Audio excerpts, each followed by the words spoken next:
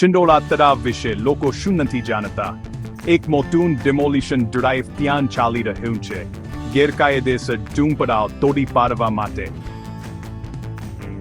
ચિંડોળા તળાવની આસપાસ ગેરકાયદે બાંધકામો હટાવવા માટે મોટા પાયે કાર્યવાહી શરૂ કરવામાં આવી છે. આ ડ્રાઈવ મુખ્યત્વે ગેરકાયદે બાંગ્લાદેશી ઇમિગ્રન્ટ્સ દ્વારા કબજે કરેલા વિસ્તારો પર ધ્યાન કેન્દ્રિત કરે છે.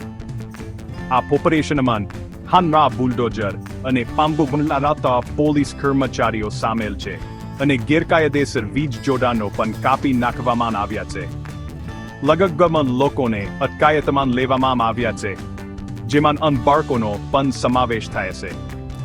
તેમાંથી 5 બાંગ્લાદેશી નાગરિકો હોવાનું પુષ્ટિ થયું છે, જ્યારે 60 ભારતીય નાગરિકોને મુક્ત કરવામાં આવ્યા છે.